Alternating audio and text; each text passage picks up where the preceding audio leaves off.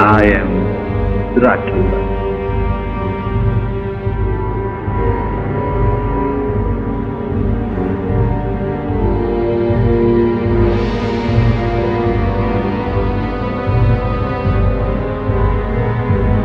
Adakah di antara kita yang tidak mengenal nama dari oknum yang satu ini? Hantu paling populer sepanjang masa. Makhluk yang tabiatnya gemar menghisap darah korban dan menjadikan korbannya kemudian berperilaku sama dengannya. Hampir semua orang pun bersepakat makhluk ini hanya takut dengan cahaya matahari, bentuk salib dan cermin, serta hanya bisa mati dengan pasak kayu yang ditancapkan di dadanya. Ia adalah Dracula, hantu dengan predikat Pangeran Kegelapan. Sosoknya yang terpelihara tidak hanya sebagai mitos lokal, tetapi eksistensinya diyakini secara global.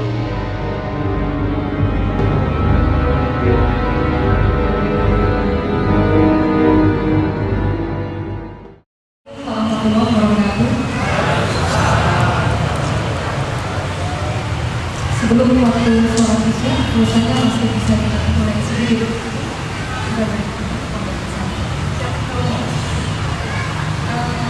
Alhamdulillah, Rabbil Alamin, wassalatu wassalamu ala asyrofil mursalin wa ala alihi wa sahbihi ajma'in. Rabbi ishrah li sadri wa yassir li amri wahlul 'uqdatam min lisani.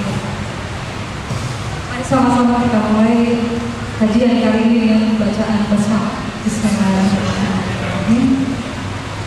Sekilas tadi sudah mendapatkan sedikit gambaran fakta. Kalau saya tidak salah mengucapkan, rasanya kita kayak mengucapkan terima kasih kepada cinta Quran begitu ya, karena sedang memberikan bahasan yang lengkap, yang kalau kita baca di majalah atau koran media merasa sekali masalah Dracula ini. Jadi terus ya pada panitia di sini dari Cinta Quran, kami ucapkan terima kasih banyak. Mudah-mudahan dengan fakta yang diungkapkan nanti, kaum muslimin pada khususnya kami ditemukan fakta yang sebenarnya, kalaupun nanti kita akan bahas juga Dracula itu rekaan, fiktif atau nyata, atau seperti apa gambarannya begitu. Mudah-mudahan bisa disampaikan dengan lebih dalam dan lebih lengkap begitu ya.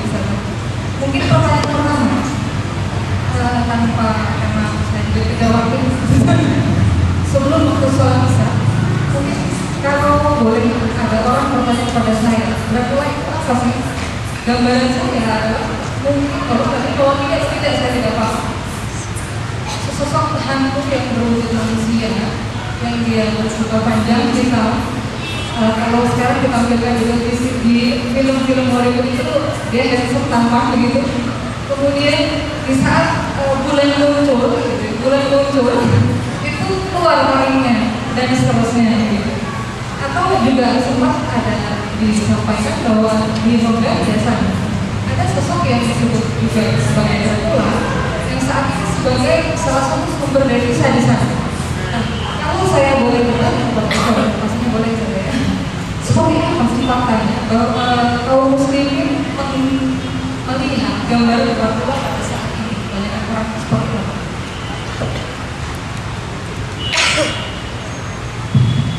Terima kasih. Assalamualaikum warahmatullahi wabarakatuh.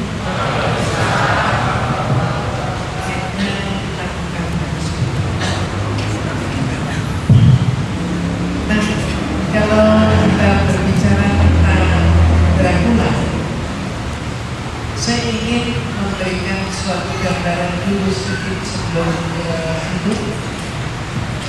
Kita kenal di masyarakat ada tokoh fiktif, Superman, Batman, Spiderman, siapa lagi? Ya, dan masih banyak yang lain. Kita tahu itu fiktif, tapi diberikan seolah-olah ada. Sebagai satu contoh, Superman itu sampai-sampai diberi pekerjaan, diberi rumah, diberi orang tua, diberi pacar bahkan. Ini adalah fiktif tapi direalkan. Demikian pula sebaliknya, ada tokoh real yang difiktifkan. Jadi dia ini ada, tapi dibuat sedemikian rupa sehingga dia menjadi tokoh fiktif. Inilah Dracula. Jadi sebetulnya Dracula itu orangnya ada. Dracula ada bernama juga Draculea. Draculea artinya anak daripada Dracul.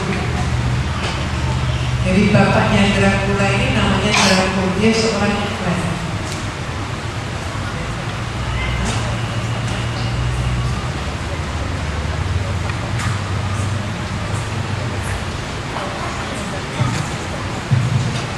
Ya, jadi kalau opini orang saat ini, ya dia ini fiktif.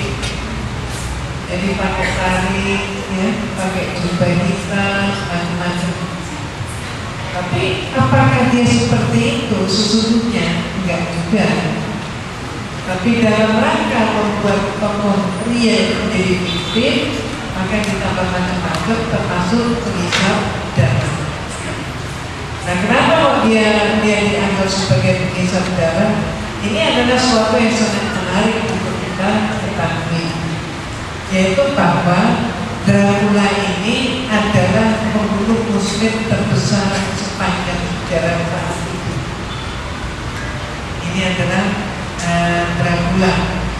Nah, kemudian kalau kita amati kembali, anak siapa sih Dracula ini?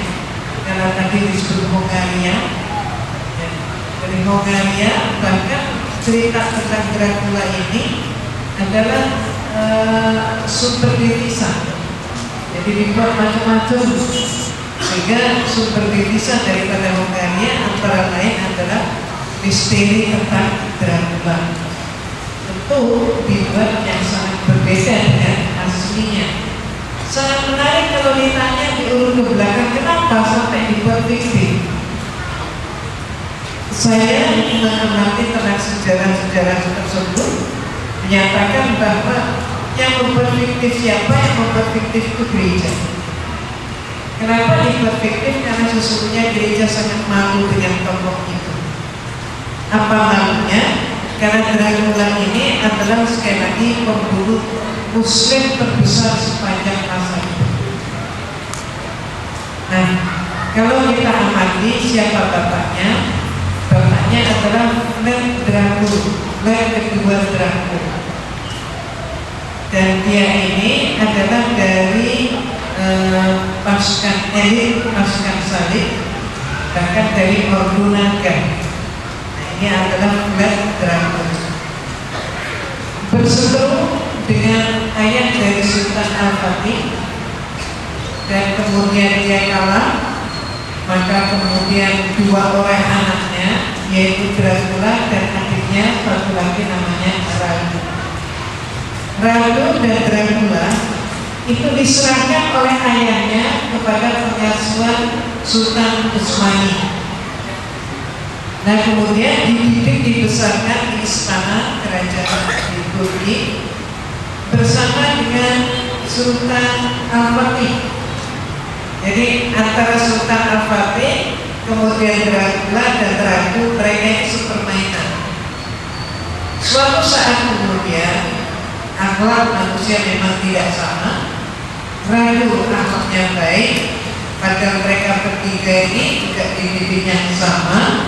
Tapi Sultan Al-Fatih adalah seorang pejuang, Radu adalah seorang kesatria yang sangat setia, dan ternyata Dracula ini melenceng.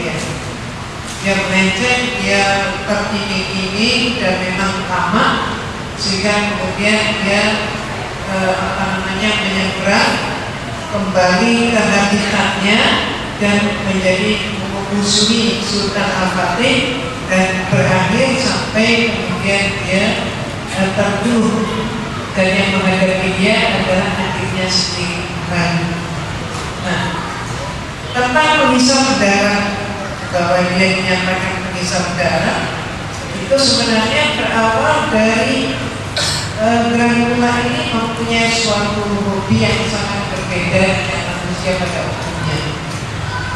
Kesenangannya dia adalah menikmati hidangan.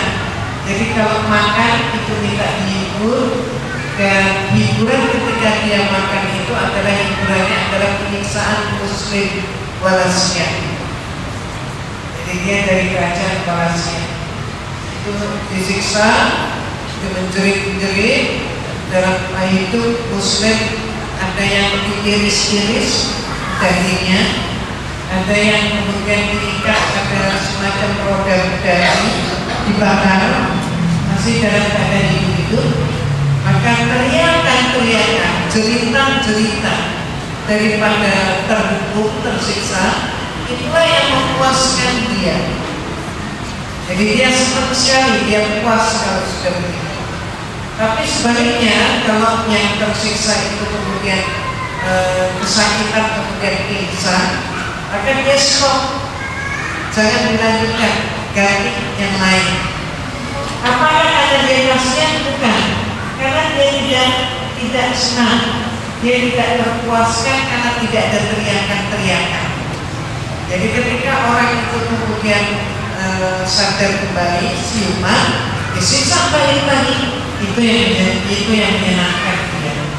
Ini antara lain apa namanya, kenapa dia sampai dibilang penghisap darah. Jadi dibelokkan ke sana. Dan Dracula itu memang adalah produk daripada perang salib. Karena kita tahu perang salib itu tahun 1949 dan pencetusnya adalah Paus Urbanus II. Dia untuk memprovokasi saat itu Itali kita tahu letaknya kalau dari peta itu dikelilingi oleh gunung dan laut. Sementara mereka ini sering terprovokasi umat Kristen. Saat itu mereka tidak akur, berebut makanan, berebut penghasilan, dan kemudian oleh Paus Urbanus II, para penganggur, orang-orang yang hopeless, orang yang tidak mempunyai hidup, pecandu, mabuk dan lain sebagainya, pengangguran, itu diiming-iming kalau siapa yang berani maju perang maka dia mendapatkan pengampunan dosa. Kalau mati dijamin masuk surga. Maka dia mengatakan, hei para pahlawan, para kesatria, tengoklah negeri kita ini dikelilingi oleh gunung dan laut, dan sumber daya alamnya pun tidak mencukupi sehingga kamu itu sering bersengketa. Sementara lihatlah ke makam kudus Yerusalem. Yerusalem itu demikian melimpah ruah, sangat subur. Sementara negara tanah itu tanah terjanji yang sudah dikuasai oleh orang-orang jahat. Ayo kita berangkat ke sana, kita rebut balik. Nah ini semuanya ketiga, maka dengan teriakan, dengan yel-yel, Diusupo, maka mereka ini berangkat maju perang. Itulah motivasi perang salib. Dan ternyata perang salib itu sampai hari ini belum selesai. Hanya orang Islam menganggapnya sudah selesai. Kenapa? Karena nggak ngerti. Padahal perang salib belum selesai. Membahas kekejaman Dracula ini sebetulnya tadi sudah kejam, bahkan sama kejam kita nggak kebayang ada orang yang jelas. Ada orang yang ketika makan itu dia akan merasa sangat nikmat ketika melihat orang yang disiksa, bahkan siksa dan sangat merasa tersiksa. Sebenarnya itu sudah cukup kejam. Tapi ada lagi nggak sih kejamannya sampai memang Dracula itu jadi simbol dari ini tadi, katakan seperti itu. Saya dengar Jadi yang bersangkutan ini, Dracula ini juga melakukan sesuatu yang dulu memang pernah ada yang seperti itu, dulu yang melakukan seperti itu. Maksudnya Ya, jadi macam-macam yang dilakukan oleh Dracula ini. Kalau kita bisa, itu nanti di depan itu ada bukunya, itu bisa kita tonton dan sangat-sangat lengkap. Bagaimana mereka ini menyiksa? Ada orang yang disiksa itu disulap. Disulap itu bagaimana? Disulap itu adalah mohon maaf, antara pantat, lubang pantat itu dimasukin dengan kayu atau dengan besi, kemudian sampai tembus ke mulut. Itulah disulap. Ada yang kemudian diiris-iris walaupun masih hidup. Ada lagi yang dimasukkan seperti dipalang, seperti dipalang dan kemudian dirumukkan. Ya, baik. Kita lanjutkan tadi sudah sampai pada perkenalan siapa itu Dracula dari putra dari siapa, kemudian silsilahnya maksudnya, dan kemudian juga tadi dijelaskan bahwa ternyata Dracula ini kembali permainan kepada Muhammad Al-Fatih. Ini sungguh mengagetkan sebetulnya, karena sosok Muhammad Al-Fatih itu sosok yang disampaikan oleh hadis bahwa sebaik-baik panglima adalah yang menaklukkan bangsa di tempat, dan sebaik-baik pasukan adalah yang menaklukkan bangsa di tempat. Dan kalau dikatakan seperti itu, kita bisa bayangkan sosok seperti apa Muhammad Al-Fatih, ketakwaannya, ketawaduannya, dekatan dengan Allah dan seterusnya. Tapi justru teman sepermainannya seperti yang kita tadi, salah satunya adalah Dracula ya. Kemudian juga tadi dijelaskan bagaimana kekejaman daripada Dracula itu sendiri. Terakhir saya menjelaskan bahwa kita tidak pernah bisa membayangkan bagaimana penyiksaan model penyewaan tadi ya. Ibarat maaf, tidak ada maksud apa-apa sama sekali, mungkin bayangan mudahnya seperti sate gitu ya. Tapi kalau sate itu jangan, karena dagingnya memang untuk dikonsumsi begitu. Tapi ini bukan sate, bukan hewan yang memang layak dan Allah sediakan untuk kita dimakan. Tapi makhluk hidup yang sama seperti dirinya gitu. Ditusuk dari bawah hingga tembus ke atas. Mengerikan ya, sungguh-sungguh mengerikan. Dan itu hanya Dracula yang bisa seperti itu mungkin bisa lihat, atau ada sosok sebelumnya seperti itu. Memang Dracula ini adalah sosok yang dinyatakan sebagai sosok yang kejam. Sudah Mohon maaf, ada aja idenya untuk membuat orang kesakitan. Jadi dia ini memang mempunyai suatu keahlian untuk membuat alat-alat penyiksaan. Dari Dracula itu sendiri muncul inisiatif itu. Jadi kalau kita melihat pada masa perang salib, ini kan nggak lepas dari perang salib. Perang salib itu pun, maka saat itu ketika mereka memutuskan, kalau saya kembali kepada konsili gereja yang namanya konsili Nicea misalnya, itu pun memang bibit-bibit kekejaman itu sudah nampak sekali. Artinya lawan yang kalah itu pun kepalanya dipenggal, kemudian kepala itu ditusuk seperti menusuk sate dan ditancapkan pada gerbang masuk ke kota. Jadi ditancap seperti itu. Itu untuk diperlihatkan. Jadi siapa yang berani melawan kekuasaan daripada kaisar, maka akan seperti itu. Dan seringkali memang, mohon maaf, agama dipakai sebagai alat politik. Dan dalam penelitian saya, semua hanya Islam yang tidak bisa dipolitisir. Setiap ayat Allah dipalsukan, maka umat Islam pun akan tahu tentang kepalsuan itu. Jadi nggak bisa Islam itu diubah sedikit pun nggak bisa. Pasti ketahuan. Tapi tidak sama dengan yang lain-lainnya. Yang lain-lainnya ini sampai-sampai umatnya sendiri pun tidak mengetahui kepalsuan itu letaknya di mana. Malah seringkali beranggapan yang palsu itu pun yang benar, yang asli. Jadi kalau bicara pekerjaan seperti itu tekniknya, kalau bicara jumlah, karena tadi sempat disebutkan perempuan ini sudah membuat korban begitu banyak di pihak kaum muslimin sebetulnya gitu. Terus kalau disebutkan jumlah itu kira-kira berapa banyak? Ada beberapa referensi setidak-tidaknya antara tidak ada yang mengatakan 300.000, ada yang mengatakan sampai 600.000.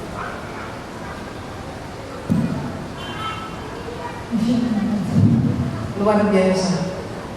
Dan sementara kalau kita melihat dengan seksama, ada satu hal yang sangat mencolok yang tadi saudari moderator menyampaikan adalah bahwa tentang Sultan Muhammad Al-Fatih, sosok yang sangat-sangat agung, yang sangat-sangat memukau dan sangat-sangat berwibawa. Itu kalau kita pertanyakan sebenarnya Sultan Al-Fatih ketika dinobatkan menjadi sultan itu usia berapa? Ini yang menarik. Mungkin ada yang bisa menjawab. Berapa? 13 itu kemudian masih belum permanennya, karena kemudian masih wali-wali saat itu yang mengangkat kembali. Maka kemudian definitifnya umur berapa?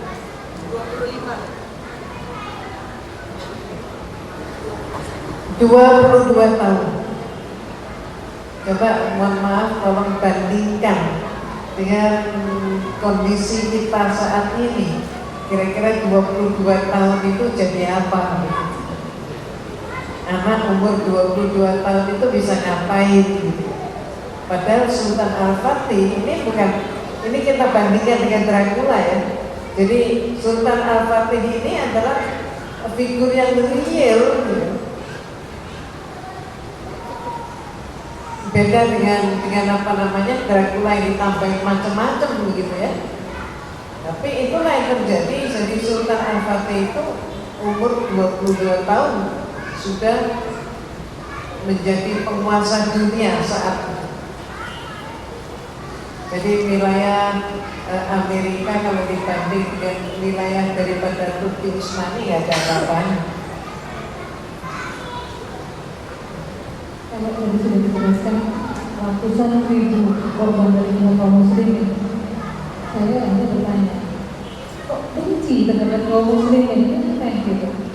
Saya katakan karena lama tinggal di Turki Utsmani, cuma permainan daripada Muhammad Al-Fatih dengan adiknya. Jadi bisa dikatakan juga kalau saya katakan anak itu masanya ingin tahu banyak segala macam itu, pastinya Dracula itu juga kenal betul seperti apa Islam dan Turki Utsmani itu waktu itu di sana. Jadi pertanyaannya, bagaimana mungkin dia bisa benci sehingga akhirnya mengorbankan sedemikian banyak korban dari pihak kaum muslimin? Iya. Sebagaimana kalau kita melihat dengan sesama kehidupan kita ini ibarat petani menanam padi, tapi rumput pun ikut tumbuh. Walaupun kita ini nanam padi dulu, ya, tapi rumput pun ikut tumbuh. Dan demikian pula dengan Sultan Al-Fatih, walaupun mempunyai kepribadian yang demikian soleh, ragu pun soleh gitu ya. Tapi walaupun begitu, tetap aja karakter bawaan gitu.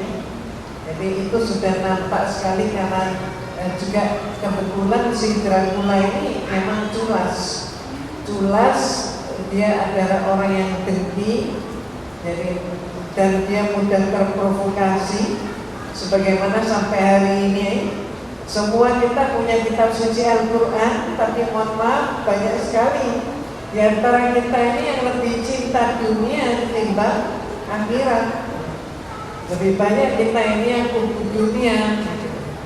Nah, itu kan macam-macam yang perilaku yang bisa kita saksikan. Dan kebetulan juga ada pembisiknya begitu.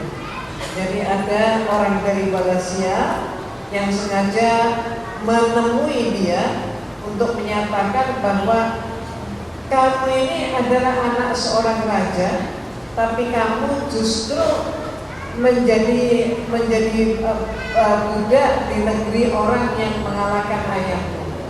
Mestinya kamu membalas dendam untuk dia. Dan kemudian dia lari ke Malaysia, dinobatkan jadi raja semata-mata untuk memerangi Sultan Al-Fatih. Itulah yang terjadi, itu karakter Dracula. Mohon maaf, apapun manusia itu susah untuk ditebak. Yang mampu menjaga kualitas manusia itu hanya satu, persoalan iman. Tapi kalau iman itu sudah tergadaikan, habis ya, dia akan lebih rendah daripada binatang melata. Ada untuk pesan yang sangat berharga harus diingatkan selalu. Selanjutnya saya mau bertanya, ini dalam betul ya pesan historisnya, pesan peradabannya itu dari fakta yang saya ceritakan itu. Kan tetapi fakta ini tidak banyak diketahui oleh kaum muslimin saat ini. Mungkin kamu jelaskan. Ya, ini yang sangat-sangat disayangkan. Dan alhamdulillah komunitas Cinta Quran pimpinan Ustaz Fatih Karim alhamdulillah berjuang keras untuk mengingatkan kita bersama, mengingatkan kita semuanya, ya termasuk diri saya juga, mengingatkan kita semuanya bagaimana peringatan Allah antara lain di dalam surat Yusuf. Surat Yusuf, insyaallah surat pada ayat yang terakhir.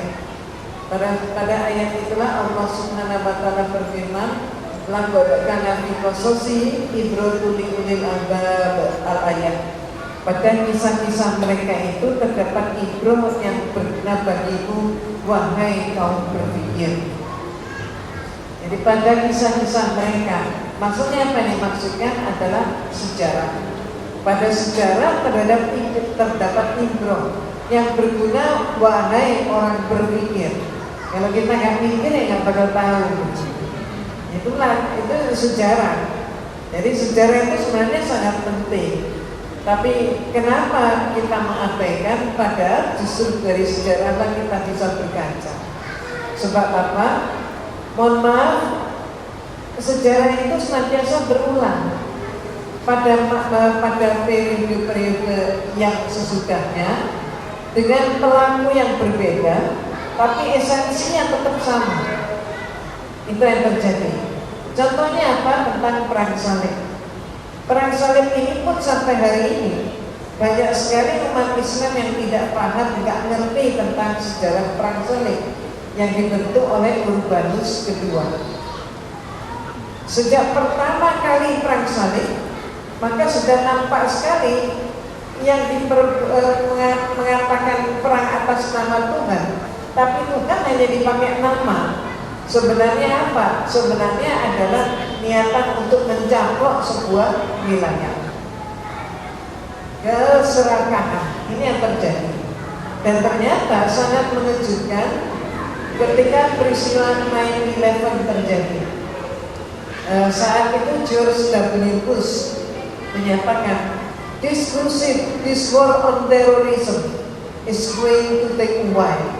Dia menyatakan perang salib itu bukannya sudah berhenti, tapi masih tetap berlangsung. Padahal kita terbuai. Seringkali kita menganggap itu sudah lalu, nggak perlu dipikirin. Tapi ternyata tetap berlalu. Mohon maaf sampai kepada misalnya saja, ketika kita sibuk-sibuk, umat Islam sibuk para pemimpin umat sibuk beberapa hari ini, tanggal 23 kemarin misalnya, sekarang tanggal berapa? 25 kan? Jadi 2 hari yang lalu sibuk apa ini? Sibuk? Ya, memimpin DKI kan? Dan apa yang terjadi? Tanpa banyak diliput oleh pers, ternyata diam-diam ada sebuah pengangkatan terhadap pengangkatan untuk, saya sebut dulu pengangkatan sebagai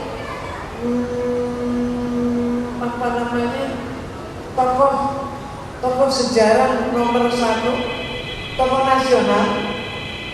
nasional yang diberikan kepada seorang misionaris yang namanya adalah Van Lith. Van Lith ini adalah seorang pastor yang banyak sekali berhasil memurtadkan umat muslim di Pulau Jawa. Ini Van Lith. Nama lengkapnya adalah Frans Van Lith. Dia dinobatkan sebagai tokoh nasional, sebagai tokoh nasional. Ini aneh. Padahal track recordnya dia adalah memurtadkan umat Islam terbanyak itu di Pulau Jawa. Itu paling. Ternyata dia dinobatkan menjadi pahlawan nasional. Nah, dinobatkan sebagai pahlawan nasional. Ini contohnya. Mohon maaf, inilah sebabnya maka Allah Subhanahu wa Ta'ala juga melarang jangan sekali-kali memilih pemimpin orang-orang kafir. Nah ini apa ya, kecolongan terus. Nah ini sebabnya. Ini kalau kita tarik benang merahnya ini kan ketemu sejak dari zaman dulu kan.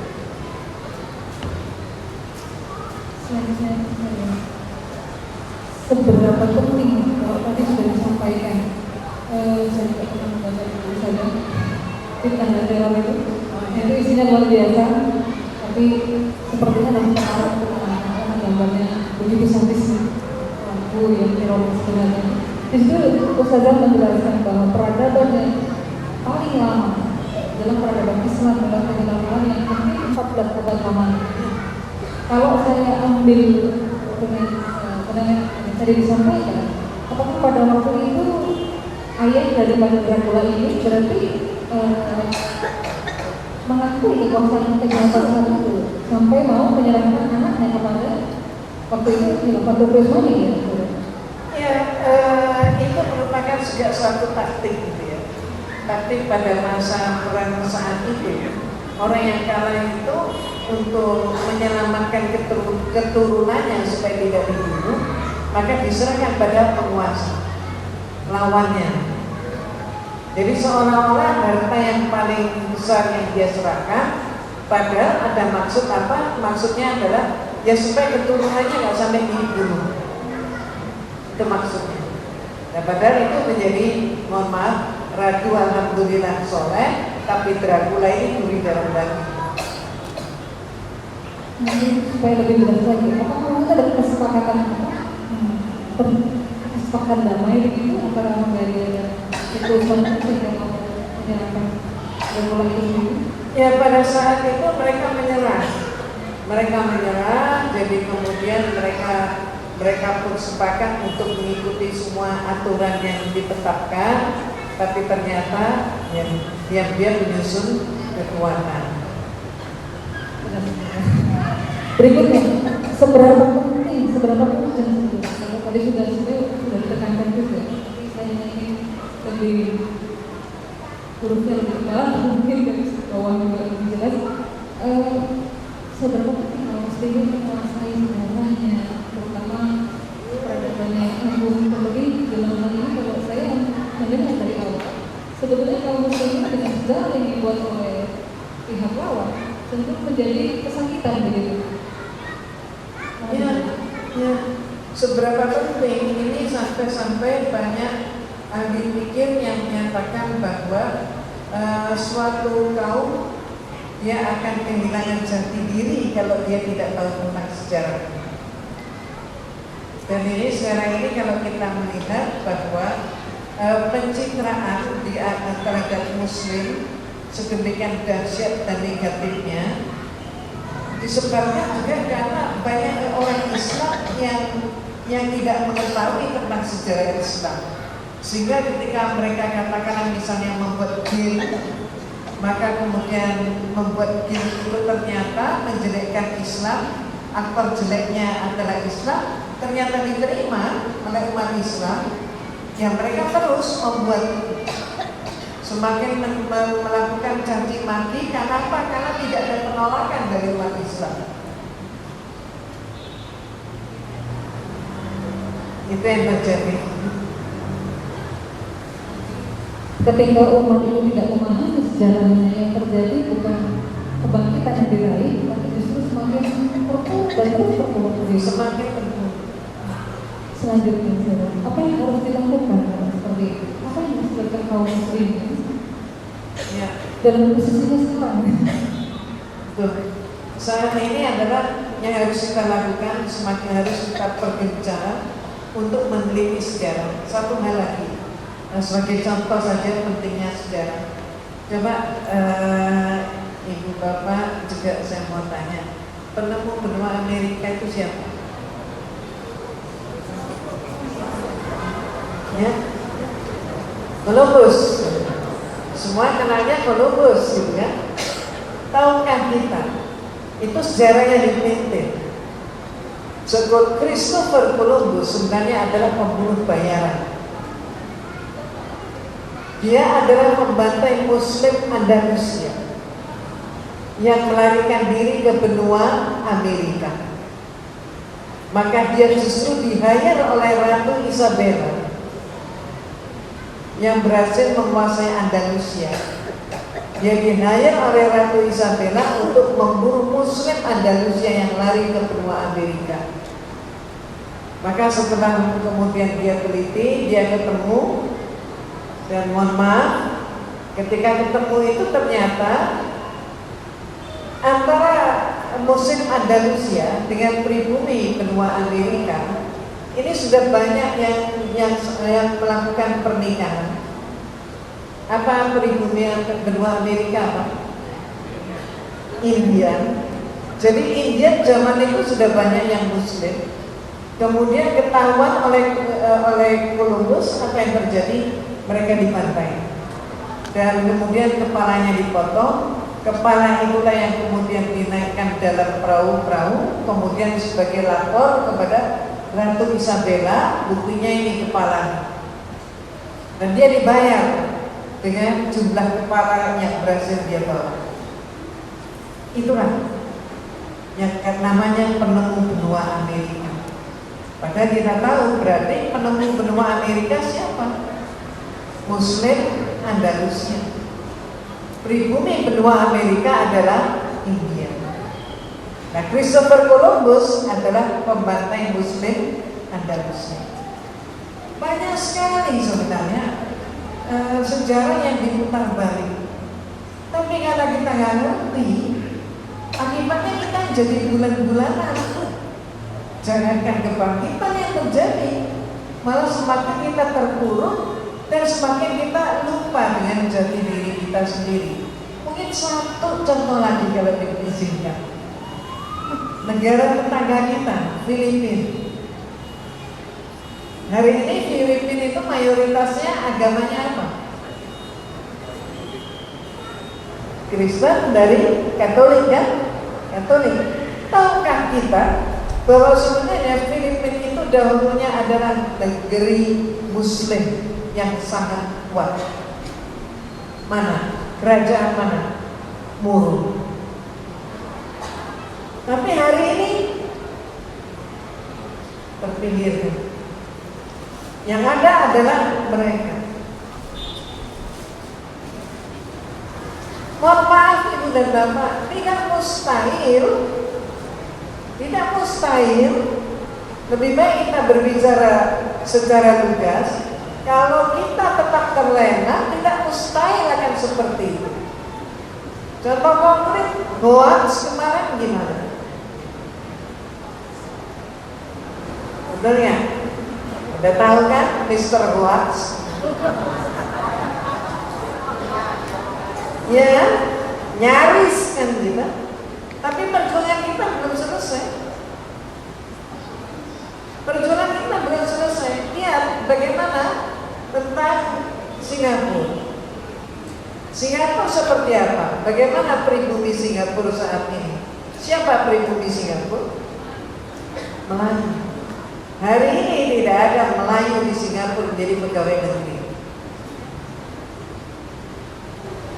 Baik, sesi tanya jawab dimulai. Sudah ada pertanyaan masuk ke nomor yang tadi disampaikan. Pertanyaan pertama, Assalamualaikum warahmatullahi wabarakatuh. Saya mau menanyakan kebenaran tentang Al-Fatihah. Dalam satu film barat dikisahkan beliau bersekutu dengan Dracula dan mengadakan perjanjian untuk memperkuat kekuatan pasukan perang. Assalamualaikum warahmatullahi wabarakatuh. Dari Rina, silakan. Ya, itu kan salah satu produk-produk film barat. Jadi mereka membuat suatu skenario cerita berdasarkan keinginan mereka yang dipaskan. Selanjutnya, Assalamualaikum warahmatullahi wabarakatuh. Untuk zaman sekarang ini masih ada nggak sosok Dracula? Jika ada, seperti apa kaumnya? Apa tujuan utamanya terhadap kaum muslim? Tantangannya. Jadi ada nggak hari ini ya? Hari ini ya kalau kita lihat yang apa namanya yang benci gitu kan? Kalau yang benci sih ya tetap aja banyak, kan? Benci terhadap orang Islam gitu kan banyak, gitu kan? Bahkan juga mohon maaf, contoh benci terhadap Islam, maka kemudian dia menyatakan kalau mau pilih dia jangan buka surat Al-Maidah ayat 51. Tahu kan? Ya, memang orang benci, mau diapain lagi? Dan kita tidak bisa mengkondisikan bahwa semua orang harus senang dengan kita. Ingat Rasulullah SAW pun sampai hari ini ya tetap dibenci. Tentu yang mempunyai hati nurani sangat menyanjung Rasulullah, tapi orang yang tidak punya hati nurani, yang tidak berakhlak, ya tentu tidak senang dengan Rasulullah. Ini semua berkaitan dengan, mohon maaf, kepentingan. Jadi seperti misalnya Freemason. Freemason itu pun menyatakan bahwa keinginan mereka ingin menguasai dunia, mencengkram dunia. Dan dia tahu persis bahwa kekuatan dia untuk mampu menguasai dunia.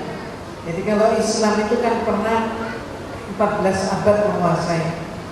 Tapi Freemason ini dia bilang dia bisa menguasai dunia kalau dunia itu populasinya sekitar hanya 500 juta. Maka untuk itu jadi gimana sisanya? Ya sisanya harus dibersihkan, tanda kutip.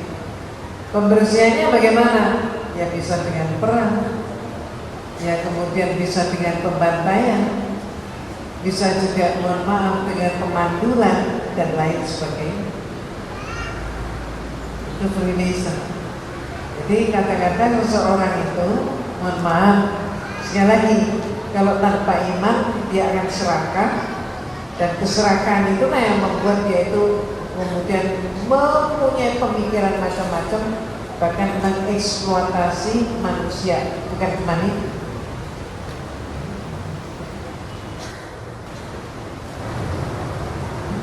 Ya, pertanyaan selanjutnya. Assalamualaikum Bunda, saya Aisyani, saya kuliah di Tangerang dan asal dari Papua. Yang saya ingin tanyakan adalah sejauh mana kerugian umat Islam yang umat Islam terima karena konflik sepak bola. Terima kasih. Sampai di mana kerugiannya? Kerugiannya adalah ketika umat Islam tidak mengerti tentang sejarah, Maka umat Islam juga tidak mengetahui tentang peristiwa yang sudah lalu, yang harusnya dia mampu ambil ibroh, tapi ternyata dia tidak mampu mengambil ibrohnya. Ini kerugian. Maka dia tidak siap, karena tidak ada ibrohnya. Maka dia tidak siap. Ketika suatu bahaya itu kemudian muncul kembali, maka dia akan jadi korban. Ini adalah akibat karena tidak mengerti sejarah.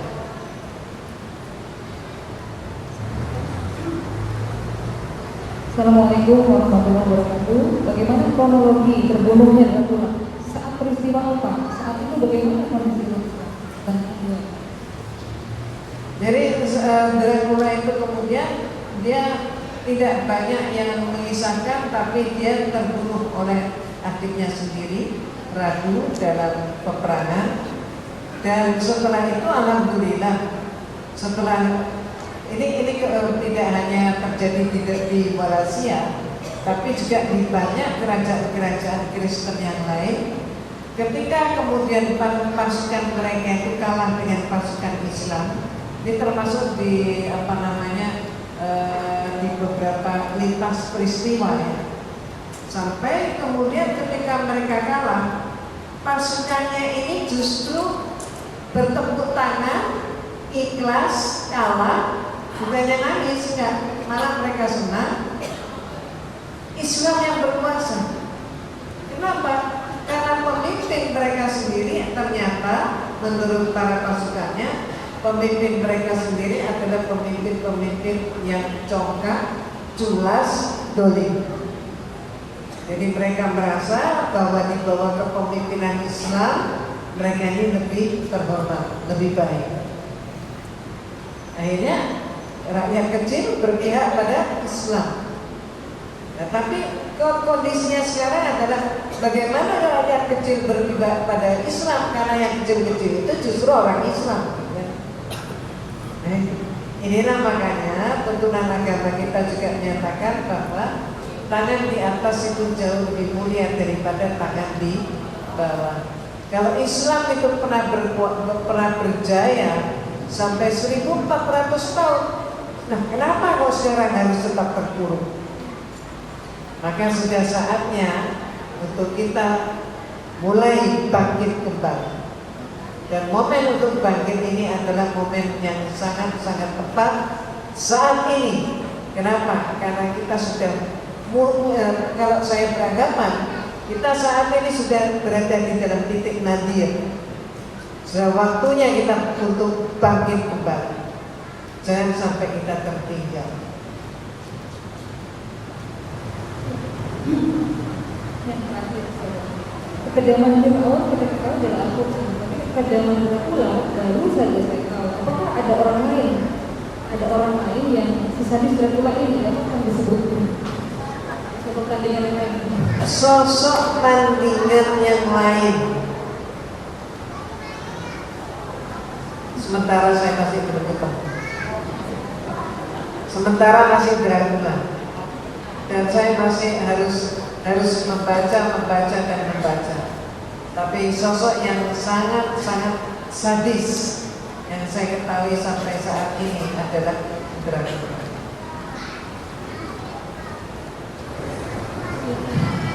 Demikian pertanyaannya, hanya dibuka lewat WhatsApp saja ya. Baik, iya, betul. Jadi saya tergambar ketika tadi saya menjelaskan ada DVD tentang Dracula. Saya pikir janganlah sampai kita tidak berimbang menyajikan informasi di rumah gitu. Kalau mungkin film-film Hollywood kita punya banyak koleksi di rumah, rasa-rasanya yang itu lebih utama. Jadi ini sponsor juga, nggak ada persen komisi apa ya. Jadi saya pikir bagus sekali untuk kita supaya anak-anak kita tidak terkelabui sebagaimana kita ya tadi disebutkan dalam pertanyaan bahwa baru saat ini tahu seperti apa Dracula sebenarnya.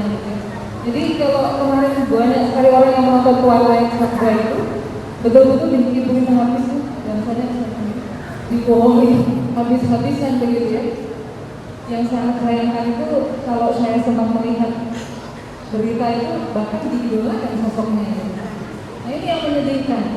Terlebih kalau yang mengidolakan itu adalah sosok-sosok yang mengenakan kerudung, berhijab, yang jelas-jelas berarti identitasnya adalah muslimah atau orang Islam itu sendiri. Ini menyedihkan. Terakhir kita dari Namanya sekarang tinggal sudah baik. Closing silakan.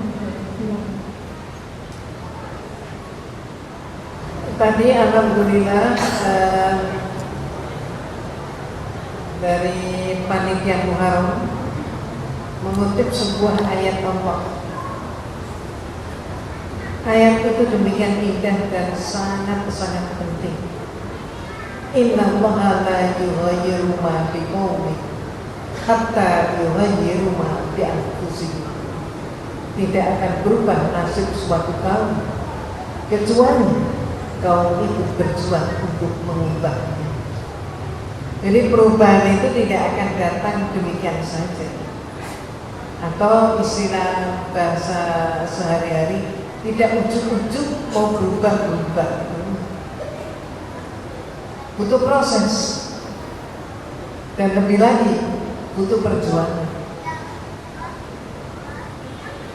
Mohon maaf Ibu dan Bapak, ingatlah kepada perilaku orang tua kita dulu. Orang-orang tua kita dulu, kakek nenek kita dulu, ketika menanam pohon kelapa, beliau tidak bermaksud bahwa saya tanam hari ini, tahun depan saya akan panen. Enggak. Ketika beliau menanam pohon mangga, tidak ada satupun daripada kakek nenek kita yang berpikiran sekarang saya tanam maka tahun depan saya akan panen, nikmati itu. Tidak. Beliau menanam dengan tulus dan ikhlas, dan beliau bahagia karena beliau sudah menanam. Tentang hasilnya yang menikmati adalah anak dan cucu. Tapi beliau bahagia dan beliau puas karena beliau sudah memberi. Mohon maaf, demikian pula kita. Apa yang sudah kita berikan untuk anak cucu kita, untuk generasi yang akan datang, kita sudah memberi apa? Seringkali kita berpikir hari ini kita berbuat, besok kita akan memetik hasil. Itu tidak selamanya seperti itu. Marilah kita, mohon maaf, tingkatkan keikhlasan kita. Tentang hasil itu urusan Allah. Insya Allah dengan cara ikhlas seperti itu, kita akan mampu menyongsong hari esok yang lebih baik daripada hari ini.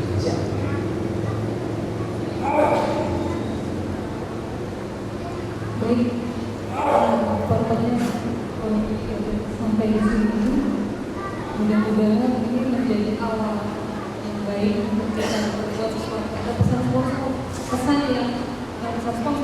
yang betul-betul tulus disampaikan oleh saya dan terusan. Ini kebaikan kaum muslimin selanjutnya bagi anak cucu kita ke depan semuanya. Mudah-mudahan bisa kita amalkan ya. Sehingga saya simpulkan kembali sedikit, berpura adalah real, bukan fiktif gitu ya. Dan masih akan dipertahankan kebohongan ini gitu. Kesalahan besar saya pikir harus dihentikan, maka sombong kebanggaan Islam berbuatlah sesuatu. Itu bentuk saya kali ini. Saya mengucapkan mohon maaf sekiranya banyak yang kurang selama saya kembali dari depan hari ini. Terima kasih banyak atas ilmu yang sudah disampaikan. Semoga keberkahan senantiasa kepada Ustazah. Sekedar informasi, Ustazah Irina Handolo ini saat ini sedang dalam kondisi sakit. Dan ini adalah tampilan yang pertama, dakwah yang pertama dibuat setelah kondisi sakit. Maka kita doakan beliau semoga diberikan kesembuhan oleh Allah dengan kesehatan. Mungkin itu saja.